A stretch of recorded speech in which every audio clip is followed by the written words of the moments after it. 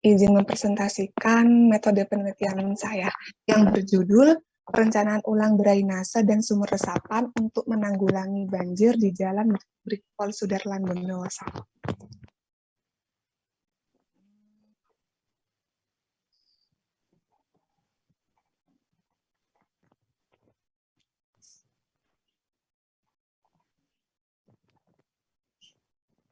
Latar belakangnya, bab 1, pertumbuhan kota menimbulkan dampak yang cukup besar pada siklus hidrologi sehingga berpengaruh besar terhadap sistem drainase perkotaan. Akar dari permasalahan banjir berawal dari peningkatan jumlah penduduk, perubahan iklim, dan perubahan tata guna lahan. Banjir yang dialami oleh wilayah Kota Bondowoso, khususnya pada Jalan Brikpol Sudarlan, akhir-akhir ini merupakan imbas dari semakin banyaknya lahan yang tertutup oleh rumah warga sekitar yang tak berlandaskan strategi perencanaan dari sistem drainase yang ada.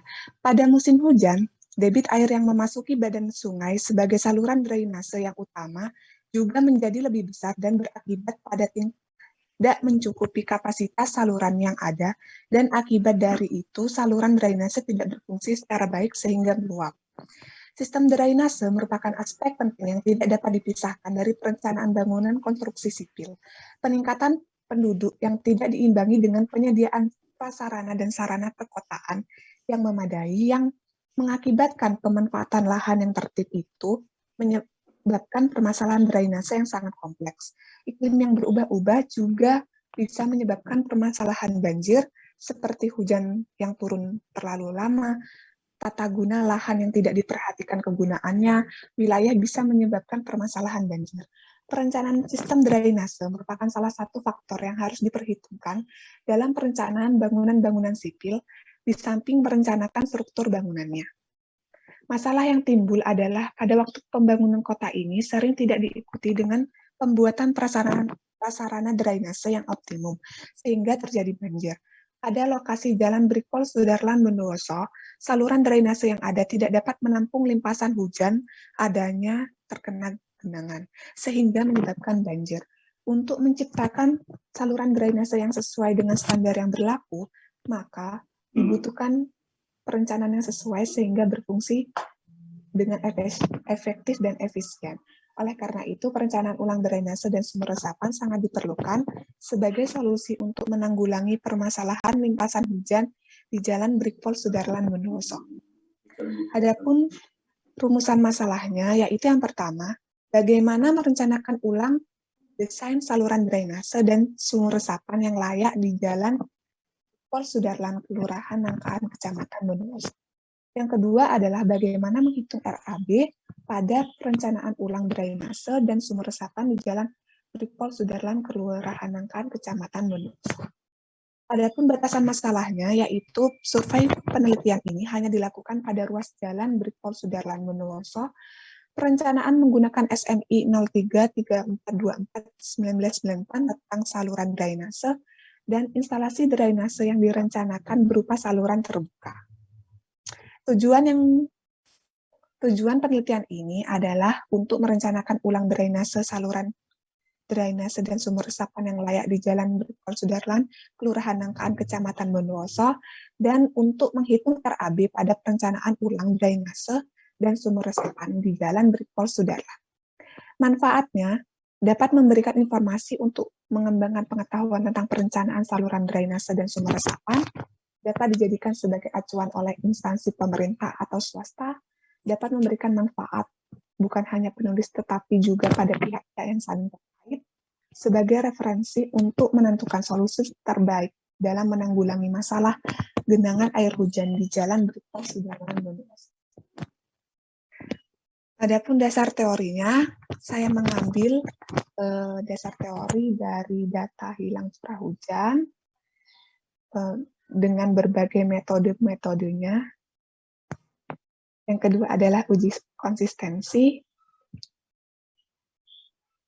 curah hujan daerah, dan cara-caranya. Selanjutnya adalah curah hujan rancangan, distribusi Gamble Lelok Person, Selanjutnya adalah uji kesesuaian distribusi, uji keselarasan, debit bagi rancangan, konsentrasi hujan, perencanaan dimensi saluran yang terdapat kapasitas saluran, kecepatan aliran, kemiringan saluran, tinggi jagaan, perhitungan kekasaran saluran, bentuk saluran yang paling ekonomis, bangunan drainase, dan yang terakhir yaitu rencana anggaran biaya. Selanjutnya ada bab 3, metodologi penelitian. Yang pertama, deskripsi lokasi studi. Gambaran umumnya, lokasi penelitian merupakan objek penelitian di mana kegiatan penelitian dilakukan. Penentuan lokasi penelitian dimaksudkan untuk mempermudah dan memperjelas lokasi yang menjadi sasaran dalam penelitian. Adapun lokasi penelitian berada di Jalan Brigpol Sudarla, Kecamatan Bondowoso, Kabupaten Bondowoso.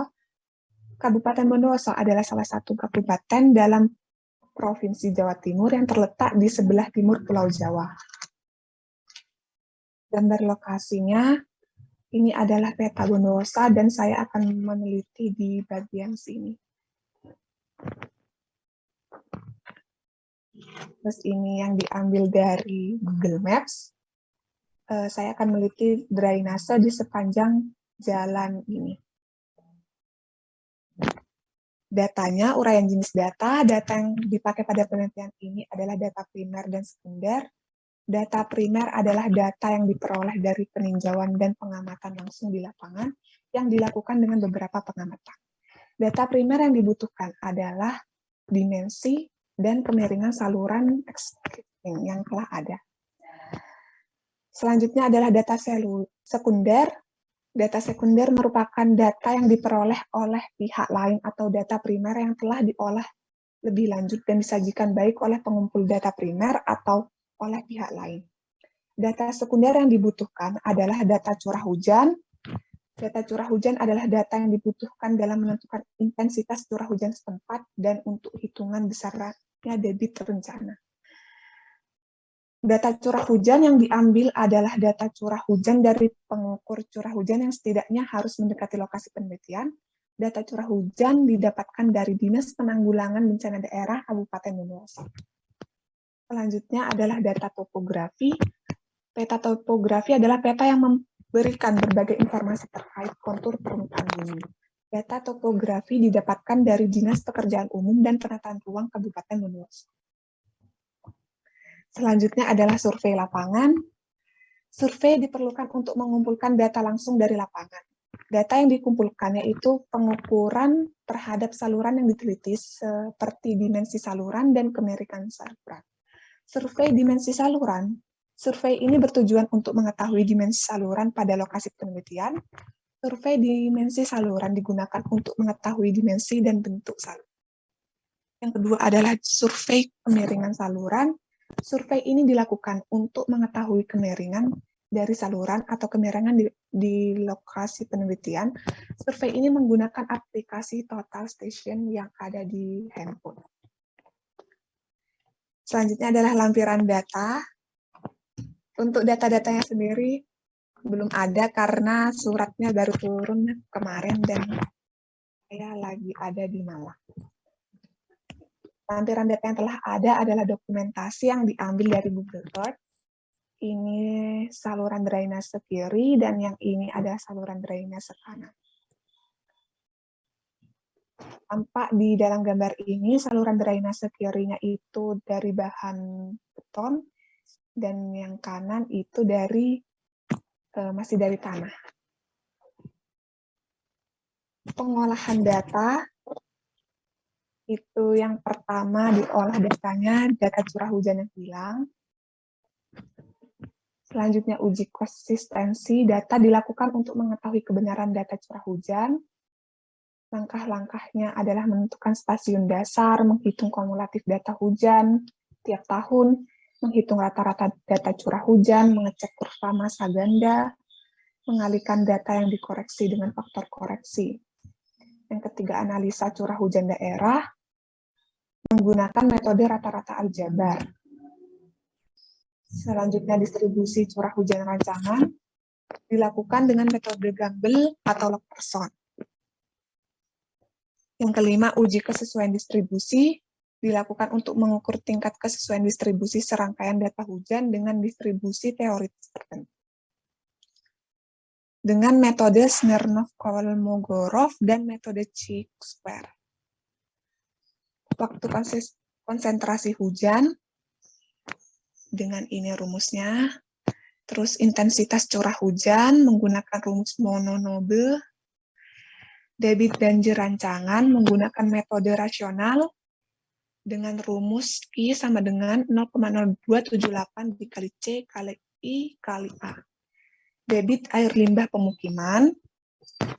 Selanjutnya kapasitas saluran, yaitu Q total sama dengan Q hujan plus Q limbah plus Q saluran sebelumnya. Dimensi saluran, penggambaran saluran, yaitu penggambaran dilakukan dengan aplikasi AutoCAD, sumur resapan. Diagram alir. Seperti ini dari dimulai, terus tadi pustaka, pengumpulan data, survei lokasi, pengumpulan data ada dua, yaitu data primer, dimensi dan kemiringan saluran existing, dan data sekunder, data curah hujan, data topografi, data jumlah pertumbuhan penduduk.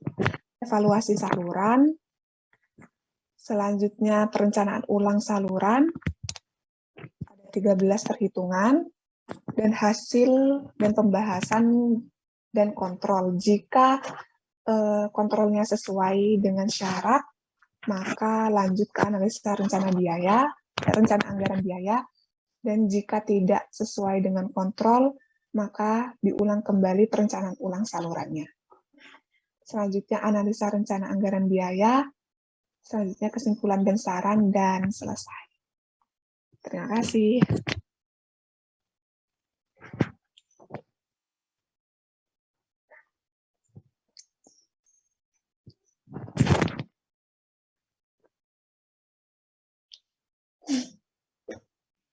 Mbak Novia, untuk komentari monggo.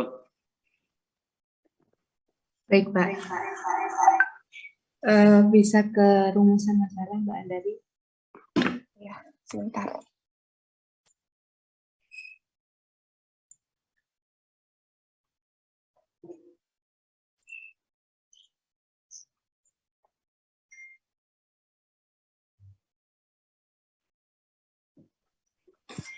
Nah, di sini saya ingin bukan mengomentari, tapi kayak memberi masukan untuk di rumusan masalah yang nomor 1. Jadi ini kan outputnya Mbak Andari nanti RAB sama dimensi saluran yang ekonomis ya, Mbak? Ya. Jadi kalau menurut saya di rumusan masalah nomor 1, mungkin bagaimana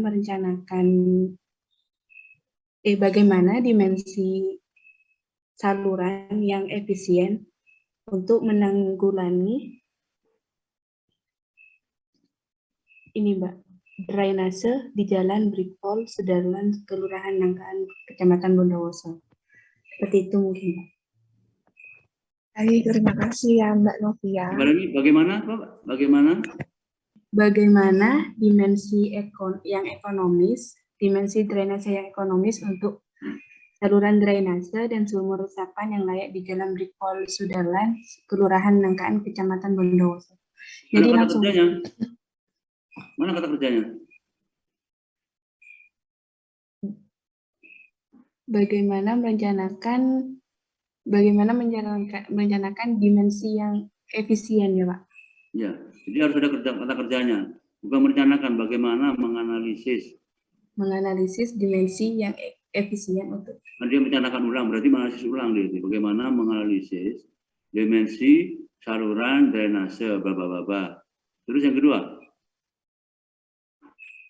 Bagaimana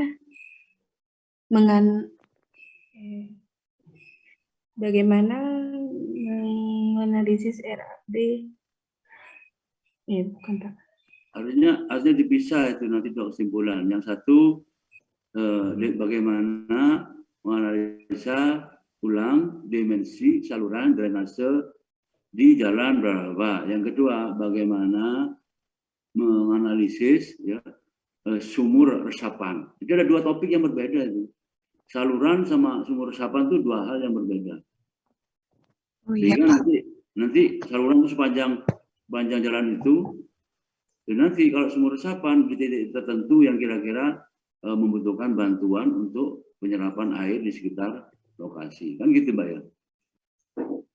Baru nanti masuk ke bagaimana menganalisis rencana anggaran biaya desain saluran drainase dan sumur resapan. Jadi ada tiga hal di sini yang perlu Anda perhatikan. Secara fisik, kamu rencanakan saluran drainase, yang kedua sumur resapan. Sumur resapan nanti kan tidak di sepanjang jalan itu. Jadi di spot-spot tertentu, di titik tertentu, kamu membutuhkan tambahan saluran resapan sehingga mempercepat air itu masuk ke tanah atau terserap oleh tanah. Kalau dia tidak mampu, misalkan berarti tertentu pada cekungan atau pada apa itu, Anda perlu tambahkan sumur resapan. Tentunya didahului dengan survei-survei itu tadi. Ya, silakan baca, komentari lagi punya Mbak Retno. Ya Pak, untuk saya itu dari bab 3.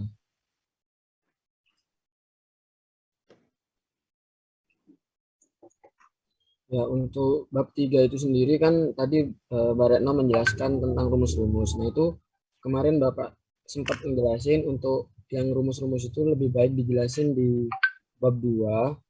Dan untuk di bab 3 mungkin lebih ke merujuk saja. Seperti itu mungkin dari saya. Detailnya. Ya, jadi Mbak Retno tadi di bab 3 menjelasin rumus-rumus yang ada gitu kan. Jadi kemarin sempat dengar penjelasan Bapak untuk yang di bab 3 itu hanya merujuk ke bab 2. Jadi rumus-rumus itu dijelasin di bab 2 di dasar teori semua. Seperti itu mungkin. Kurang detail. Tanyakan, apakah rumus-rumus di bab 3 ini sudah ada di bab 2? Itu pertanyaannya. Kalau misalkan rumus-rumus sudah tulis di bab 2, maka di sini tertulis nomor rumus saja. Tapi kalau belum ditulis di bab 2, karena sangkut pautan dengan prosedur segala macam, maka di bab 3 boleh dituliskan rumus yang ada di sini. Paham ya? Jadi maksud saya tidak redundant, tapi tetap dirujuk. Tidak mengulang, tapi tetap dirujuk. Tapi kalau misalkan rumus-rumus yang berkaitan dengan prosedur pelaksanaan atau SOP pelaksanaan, misalkan ada hitungan sederhana dan belum ditulis di bab 2 atau di dasar teori, maka boleh dituliskan di bab 3. Kalau sudah ditulis, maka seperti tanyakan Mbak Retno sekarang. Untuk D itu mengecek kurva massa ganda itu M sama dengan N sigma itu sudah ada di bab 1, bab 2. Iya, sudah ada, Pak. Sudah ada, berarti nomor berapa itu? Nomor rumusnya? Oh, untuk rumusnya belum saya kasih nomor, Pak. Semua rumus dikasih nomor. Ya, sekali lagi, semua rumus dibagi nomor. Nomornya itu mulai dari 2. 2 itu bab. Misalkan rumus yang pertama itu dari pertama ya, rumus. Misalkan dalam kurung, ya, misalkan M, misalkan coba dilihat di rumusan masalah kamu. Apa di dasar teori? Dasar teori yang rumus M tadi mana?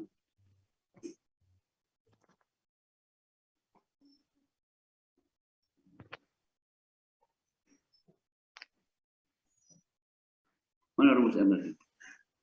Sebentar, Pak.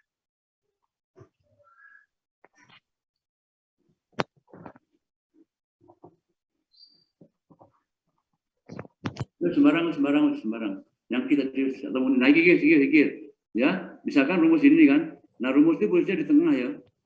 Ini udah benar. Nah, di belakangnya dikasih Mbak space dan space spasi dadat baru dalam kurung 2 titik. Misalkan ini urutan yang kelima, 2 titik. Misalkan datanya masih ada kan? Nah, ini. Atau mungkin dipegang titik. Nah, gitu. Nah, kayak gitu. Ya. Terus rumus itu biasanya di tengah dan di bold. Rumus di bold bisa ngebut formula, bisa kan? Iya, Pak. Nah, itu di bold ya, supaya jelas nanti yang dirujuk itu di mana. Itu biasanya bukan di mana tuh, dengan E kuadrat sama dengan. Jadi yang di mana itu biasanya bukan dengan. Dengan, bukan di mana, dengan. Dengan itu dimulai dengan huruf kecil, dengan. Nah, dengan itu maksudnya dia menjelaskan konotasi-konotasi yang ada di rumus tersebut. Misalkan U itu apa, H itu apa, U itu apa, segala macam. Ya, jadi, nah nanti di bab 3 kamu rujuk, misalnya kamu di situ ada prosedur uji keselarasan C-square. Maka kamu gunakan ini. Nanti kamu prosedurnya sebatas hitung ini, masukkan data ini segala macam. Nanti gunakan rumus ini. Jadi gunakan rumus 2.5.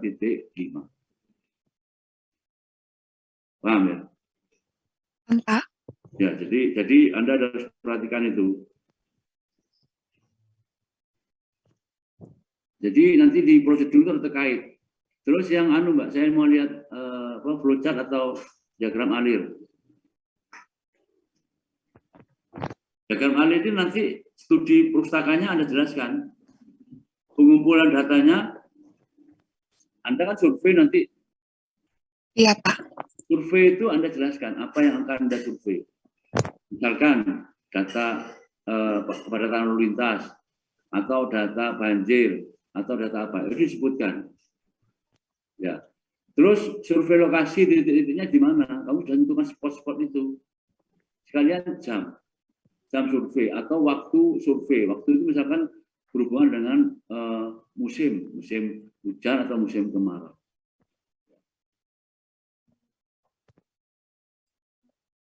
Itu data primer itu kok sejajar dengan data sekunder, Pak ya? Kamu waktu menghitung data primer, kamu membutuhkan data sekunder nggak? Tidak, Pak. Hah? Tidak. Tidak membutuhkan data topografi, tidak. Kan data primer hanya melihat dimensi saluran yang telah ada dan kemiringan saluran. Tidak membutuhkan data sekunder. Oh, berdiri sendiri. Berarti nanti kamu survei lebarnya saluran seperti apa, ketinggian gitu, enggak? Iya, Pak. Oh, lebar ya, saluran. Masuk ke evaluasi saluran. Itu maksudnya evaluasi apa? Melihat saluran yang telah ada gitu, Pak. Oh gitu, Mas kan masuk di data primer itu. Oh, apa tidak usah ya, Pak? Nggak usah, langsung nanti kamu data primer, data sekunder, kamu langsung masuk ke perhitungan atau perencanaan, analisis. Itu apa? Perencanaan ulang. Iya, perencanaan ulang saluran. Nah, yang evaluasi itu sudah termasuk dalam hitungan-hitungan itu. Oh iya. Ya, jadi kamu nanti mendimensi ketemu. Terus sekarang yang bawah itu, Mbak, yang kondisional apa itu? Yang 1, 2, 3. Hasil dan pembahasan mengkontrol itu, Pak. Loh enggak, 1, debit key maksudnya kalau bisa yang seperti kondisi seperti apa? Bagaimana, Pak? Yang dikatakan debit itu memenuhi gimana? Kalau iya berapa batasannya, kalau tidak berapa batasannya? Debit saluran harus lebih besar dari debit yang telah dihitung, Pak.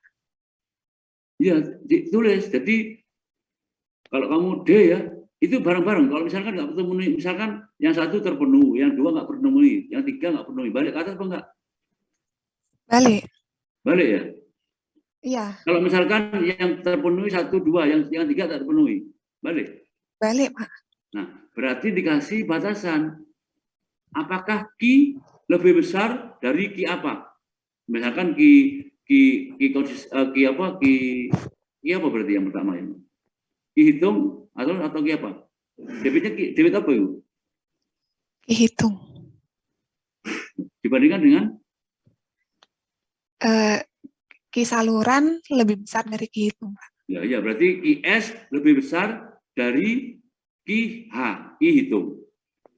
Kalau itu terpenuhi, berarti ke bawah. Jadi harus dikasih batasan. Terus yang bawah apa itu? Kecepatan. M itu apa? Dibandingkan dengan M apa? M apa dibandingkan dengan M apa?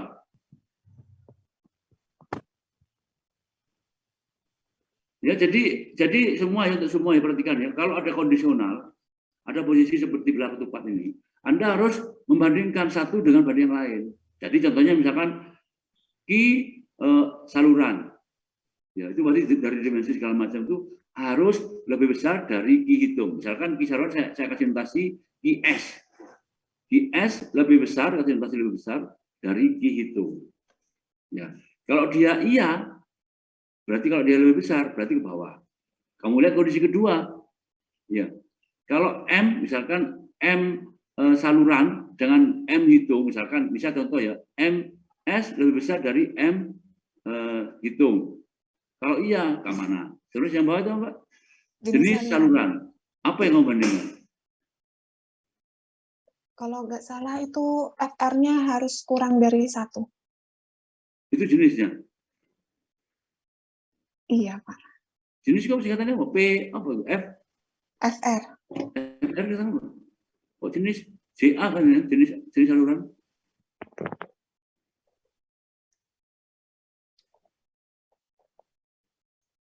Bahasa Inggris lagi. V velocity, Q debit, quantity. Jenis saluran FR apa? FR. Ya, jadi perhatikan, harus memenuhi syarat. Kalau dia misalkan FR harus lebih besar dari 1. Nah, kalau hitungannya masih belum 1, berarti kembali. Jadi kalau memang Anda tiga-tiganya yang harus terpenuhi, maka ditulis dalam satu kotak. Tapi kalau misalkan hanya 1, misalkan Anda pisah-pisah kotaknya. Ya, misalkan DP dulu yang harus terpenuhi. Nanti kalau tidak, kembali ke atas. Kalau iya, kembali turun ke iya ke kecepatan. Kecepatan memenuhi. Kalau tidak, ke atas. Baru nanti aliran, sini aliran. Jadi kalau itu satu persatu saling menentukan. Tapi kalau tiga-tiganya saling menentukan, misalkan satu saja tidak memenuhi, maka dia kembali ke atas. Dia harus memenuhi tiga-tiganya. Gitu kan? Iya, Pak. Harus memenuhi tiga-tiganya. Nah, kalau memenuhi tiga-tiganya berarti sudah betul dalam satu kotak. Tapi dikasih batasan. Lebih atau kurang. Itu penting. Jadi orang nggak baca debit itu masih debit opo. Gitu ya. V itu V opo. Dibandingkan apa? FR itu dibandingkan dengan apa? Oke? Terus turun. Ini. Apa gimana? Saya kalau langsung masuk ke sini. Iya, Pak. Dari perencanaan telah memenuhi, terus masuk ke analisa rencana anggaran biaya. Terus kamu analisa komponen anggaran rencana anggaran biaya apa? Dari bahannya gitu, Pak. Bukan, kamu nggak harus ada komponen lagi. Masa kamu porsinya untuk mendimensi itu panjang sekali, kok porsinya analisa rencana anggaran kok pendek sekali? Kan ada analisis harga satuan, ada analisis harga apa? Itu dirinci. Rinci satu-satu gitu ya, Pak? Kamu di atas dirinci kan, kamu nggak menghitung debit segala macam kan? Atau kamu nanti buatkan flowchart lagi, ya flowchart analisa rencana anggaran biaya apa stapanya? Atau nanti kamu menghitung debit itu kamu buatkan di flowchart. Atau kamu boleh menuliskan rencana anggaran biaya, tapi nanti di narasi Anda jabarkan tahapan-tahapan menghitung analisa biaya. Misalkan menganalisis harga satuan dengan menggunakan metode apa. Berarti itu sama kayak gini itu nanti, Pak? Iya, ini semuanya masuk ke narasi, Mbak. Jadi kamu nanti yang kotak panjang ini, yang gede ini, coba naik. Nah ini semuanya masuk di narasi. Jadi kamu perencanaan analisis saluran, analisis ulang saluran drainase. Ya. Nanti ada lagi analisis saluran sumur resapan. Nah, nanti kamu jelaskan yang ularan komponen-komponen yang termasuk dalam saluran drainase itu apa aja. Menghitung data curah hujan, uji konsistensi, analisis. Nah, itu dalam narasi. Paham? Ya, Pak. Paham. Nanti dirubah, jadi ada dua situ komponennya, karena kamu nanti ada dua rumusan masalah, yaitu perencanaan saluran dan ya, sumur resapan. Ya. Jadi jadikan satu, supaya nanti kelihatan semua. Nah, oke? Sudah, Pak. Oke, ya stop screen. Ya, terima kasih. Assalamualaikum warahmatullahi wabarakatuh. Waalaikumsalam warahmatullahi wabarakatuh. Siapa yang mau presentasi? Permisi Pak, saya izin masuk. Apa? Dev Pak, Kamu tadi seperti Hah? Dev Pak, soalnya Anjas? tadi Bang Anjas? Siapa bukan kamu? Hah? Dev Fauzia. Dari mana kamu? Saya tadi buru-buru ke kos teman karena sanyu air di rumah konslet Pak. Berarti kamu belum mandi? Sudah. Mandi di teman ya? Ini di kosnya Farah Pak, Novia Safara. Tuh, cowok gitu. Ya, apa sih namanya? Loh, itu Novanda Pak, saya Novia Pak. Novanda kan itu. Tidak secing ya. Ya, weh. Iya Ya, Pak. silakan berikutnya presentasi Brian ini dia. Mana Brian? Brian kawan, tadi ada Pak? Iya, Pak. Ya, presentasi ya. Ini Mas Mas video Mas. Oh, ya gelapnya Mas. Oh iya, Pak.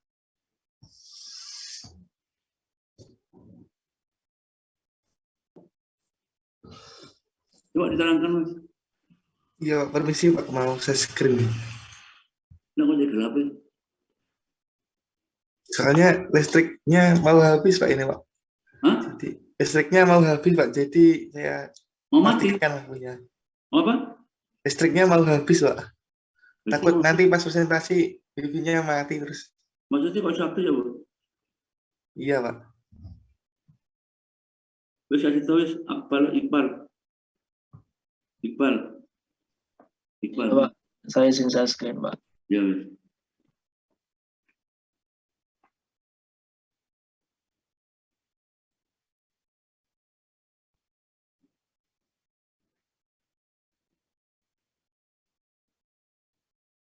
Ya. Iqbal.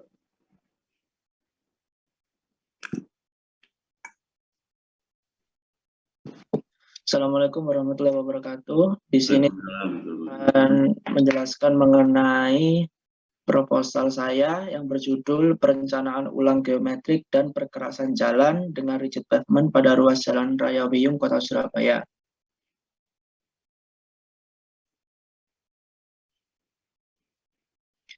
Untuk latar belakangnya, untuk bab 1 pendahuluan, latar belakang, Kota Surabaya merupakan ibu kota Provinsi Jawa Timur yang termasuk kota terbesar di Jawa Timur dan termasuk kota terbesar kedua di Indonesia setelah Jakarta. Populasi di Kota Surabaya terus meningkat seiring berjalannya waktu. Saat ini Kota Surabaya memiliki jumlah penduduk kurang lebih 2.970.843 jiwa penduduk pada tahun 30 Juni 2021. Kota yang memiliki luas sekitar kurang lebih 326,81 km3 ini tidak perlu dipungkiri lagi kepadatannya. Kepadatan di Kota Surabaya ini juga berpengaruh dalam berkembang pesatnya jumlah kendaraan bermotor yang ada. Semakin banyak penduduk yang ada, semakin banyak pula jumlah kendaraan bermotor. Badan Pusat Statistik atau BPS mencatat jumlah kendaraan bermotor di Indonesia mencapai 136,32 juta unit pada 2020. Rinciannya sebanyak 115,29 juta sepeda motor dan 15,8 juta mobil penumpang, 5,01 juta truk, dan 233,42 ribu bus. Pada tahun 2020, Jawa Timur merupakan provinsi dengan jumlah kendaraan bermotor terbanyak, yakni 22 juta unit, sekitar 16,14%-nya. Dari jumlah itu, sebanyak 19,35 juta unit berupa sepeda motor, 1,88 juta mobil penumpang, 732,67 ribu truk, dan 35,3 ribu bus. Hal ini akan sangat berdampak bagi kemacetan lalu lintas di Kota Surabaya. Adapun faktor-faktor yang mempengaruhi terjadinya kemacetan seperti kecelakaan, adanya perbaikan jalan, dan juga volume kendaraan melebihi kapasitas jalan itu sendiri. Pada tahun 2022 masih terdapat beberapa ruas jalan yang sering terjadi macet pada pagi hari maupun sore hari. Salah satunya adalah ruas Jalan Raya Wiyung, Kota Surabaya, Jawa Timur. Diketahui penyebab macet pada ruas Jalan Raya Wiyung adalah besarnya volume kendaraan telah melebihi kapasitas dari jalan itu sendiri. Dalam rangka penyelesaian persoalan kemacetan jalan raya di Kota Surabaya, maka pemerintah terus berupaya membangun ruas jalan baru dan meningkatkan ruas-ruas jalan yang telah ada guna mengurangi kepadatan mobilitas penduduk.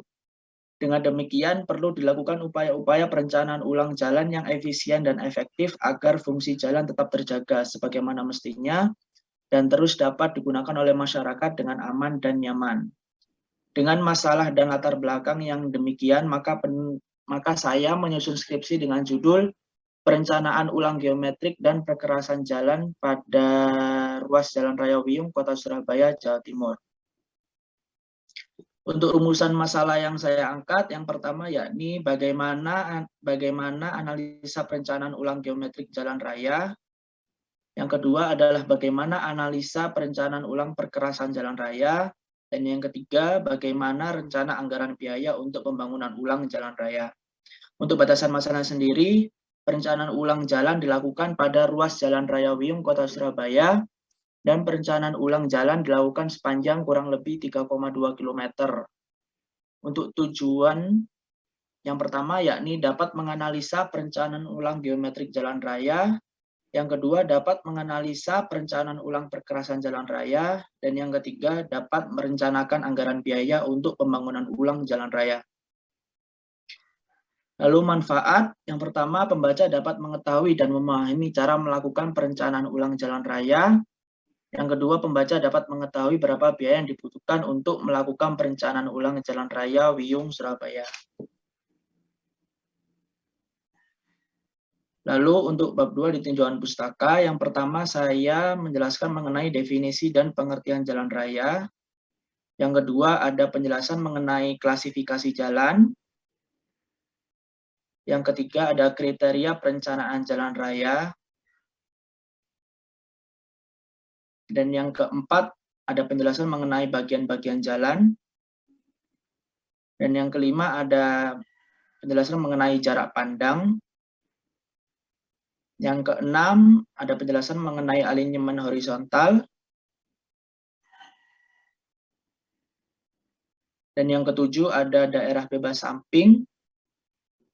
Yang ke-8 ada pelebaran tikungan.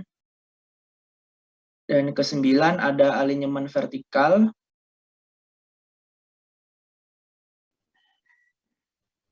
Dan yang ke-10 ada perencanaan tebal perkerasan kaku atau rigid pavement.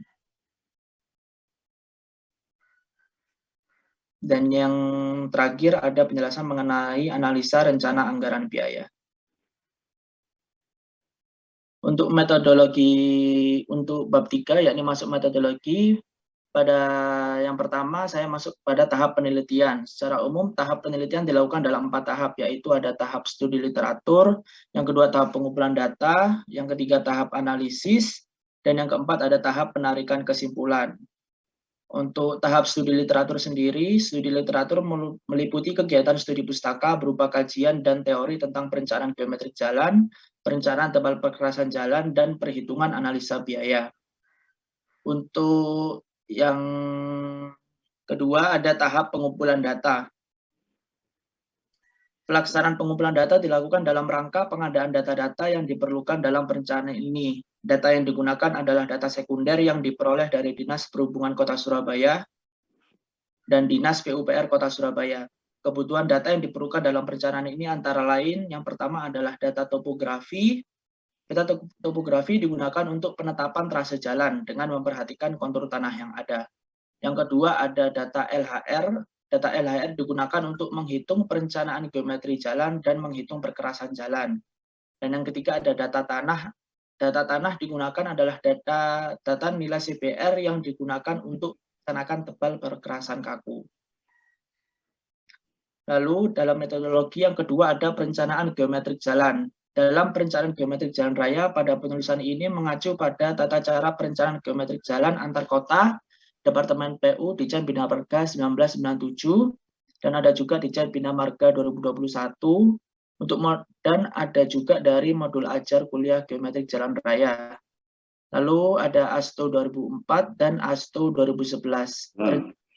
Geometrik ini akan membahas beberapa hal, antara lain ada alinyemen horizontal, dan alinyemen horizontal merupakan trase jalan yang terdiri dari, yang pertama ada garis lurus atau tangan, merupakan jalan bagian lurus. Yang kedua ada lengkung horizontal atau yang disebut dengan tikungan, itu nanti outputnya ada 2, dia termasuk tikungan full circle atau SCS, spiral, circle, spiral. Yang ketiga ada pelebaran perkerasan pada tikungan, dan ada kebebasan samping pada tikungan. Lalu yang kedua ada alinyemen vertikal. Alinyemen vertikal adalah bidang tegak yang melalui sumbu jalan atau proyeksi tegak lurus bidang gambar. Profil ini menggambarkan tinggi rendahnya jalan terhadap muka tanah asli. Lalu yang ketiga ada perencanaan tebal perkerasan kaku. Perencanaan tebal perkerasan yang direncanakan sesuai dengan petunjuk perencanaan tebal perkerasan kaku jalan raya dengan manual desain perkerasan jalan tahun 2017. Lalu yang keempat ada rencana anggaran biaya, yaitu menghitung rencana anggaran biaya yang meliputi pertama volume pekerjaan, kedua harga satuan pekerjaan dan bahan. Dan yang terakhir ada bagan alir atau flowchart. Untuk perencanaan dapat dilihat pada gambar di bawah ini. Yang pertama untuk mulai, yang kedua ada studi literatur, yaitu meliputi perencanaan dan pemodelan transportasi, prosedur perencanaan geometri jalan, perencanaan dan perhitungan alinyemen horizontal, perencanaan dan perhitungan alinyemen vertikal, perencanaan tebal perkerasan kaku jalan raya, serta analisa rencana anggaran biaya. Lalu untuk proses selanjutnya masuk di pengumpulan dan analisis data sekunder. Data sekunder yang diperlukan, yang pertama ada peta topografi berkontur, yang kedua LHR, yang ketiga CPR tanah dasar, dan juga harga satuan pekerjaan dan bahan. Untuk proses selanjutnya masuk ke perencanaan geometrik jalan, yang terdiri dari trase jalan, alinyemen horizontal, alinyemen vertikal, galian, dan timbunan. Lalu proses yang berikutnya adalah perencanaan perkerasan jalan. Setelah proses perencanaan perkerasan jalan masuk di proses rencana anggaran biaya atau RAB. Dan kemudian sudah selesai. Untuk data-data, mengapa saya tidak dimasukkan di bab 3? Karena untuk datanya sendiri, sama seperti Andari, juga surat pengantarnya baru turun dari kampus. Belum sempat. Silakan Mas Brian, komentar Mas Brian.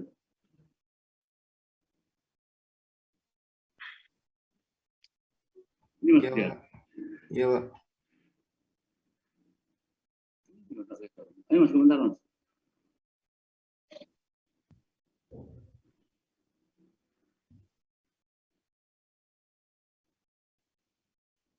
Iya, Pak.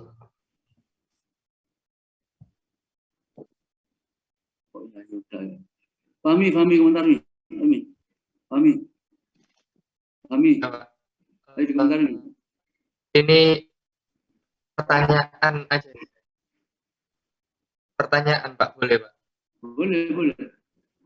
Untuk ini ada 2 poin yang saya garis bawahi. Yang pertama ada di bagian latar belakang sama judul, kemudian yang kedua ada di flowchart. Satu dulu. Masuk ke latar belakang dulu Mas Iqbal.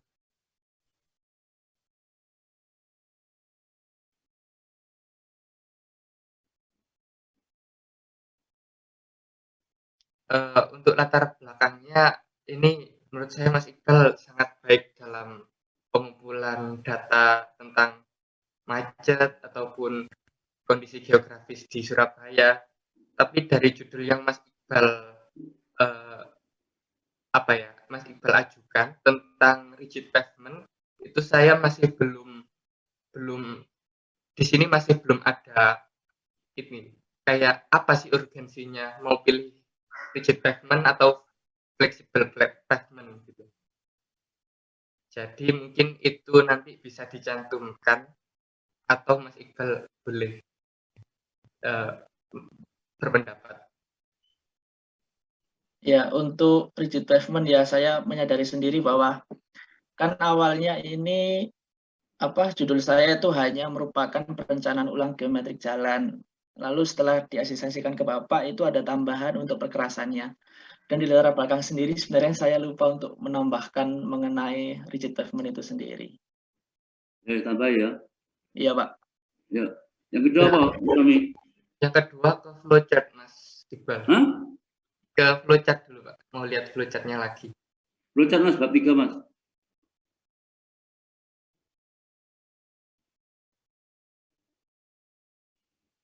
Bisa turun lagi, Mas Iqbal.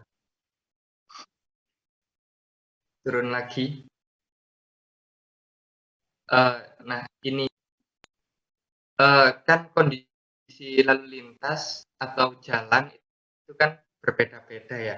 Nanti yang jadi acuan Mas Iqbal untuk perencanaan geometri jalan ini layak atau enggak itu masuknya di mana? Nanti perencanaan geometriknya nanti layak atau enggaknya itu berdasarkan apa?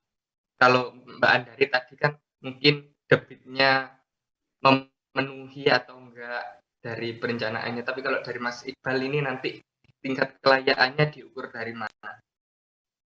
Ya, untuk bagan alir sendiri sebenarnya kurang lengkap ya untuk yang saya tuliskan. Seharusnya kan ada pada saat perencanaan geometrik jalan raya itu kan di situ juga ada misalnya ada penentuan tikungan. Di situ kan juga disyaratkan bahwa ada untuk nilai E itu harus kurang dari 25 meter seperti itu. Sebenarnya ada seperti itu cuman belum saya tambahkan di bagan alir, Pak.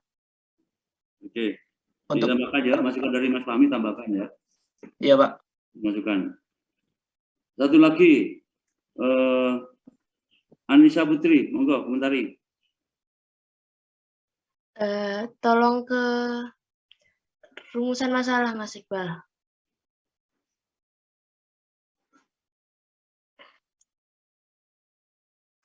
Itu di rumusan masalahnya harusnya bagaimana menganalisa perencanaan ulang geometri jalan raya, bagaimana menganalisa perencanaan ulang perkerasan jalan raya, dan bagaimana menganalisa rencana anggaran biaya untuk pembangunan ulang jalan raya.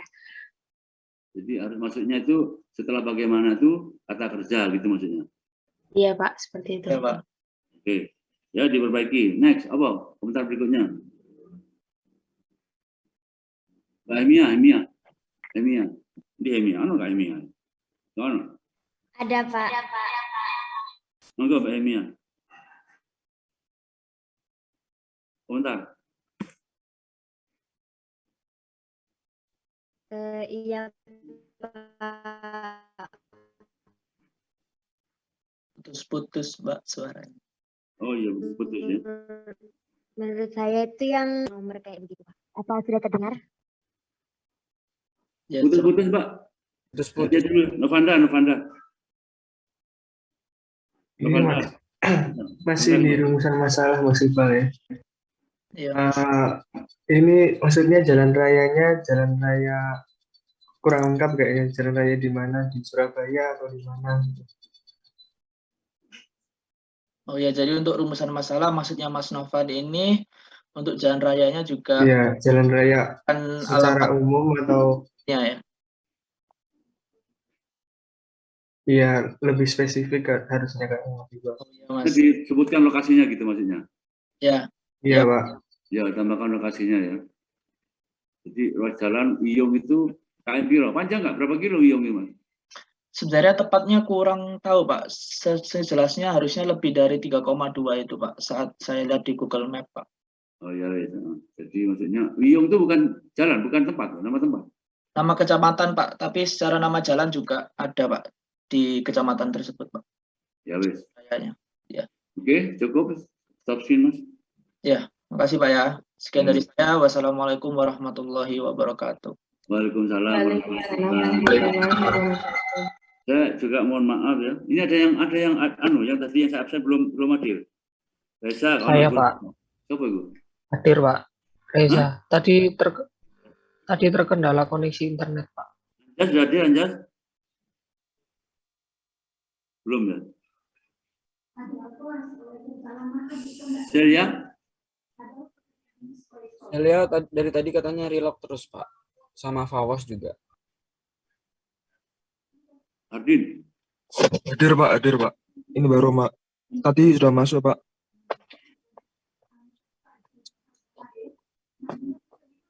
Anak? Oke Pak, hadir Pak, saya Pak. Serena, hadir sudah? Serena? Belum. Cari di Serena, Cari. Ada Pak. Hah? Serena ada Pak. Ada. Ada. Yasid ada. Yasid. Nggak ada. Ya, hari ini kita cukupi dulu ya, karena saya ada rapat habis ini. Kita ketemu minggu depan, persiapan yang lain ya. Dan yang lain juga dilengkapi ya, data-datanya suratnya belum datang, segera diurus untuk mengurus kelengkapan data sekunder tadi ke dinas-dinas. Ya. Saya ini Bilai Taufiq Hidayah. Assalamualaikum warahmatullahi wabarakatuh.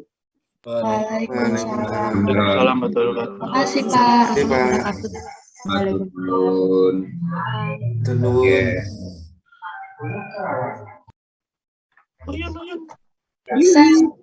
Yun.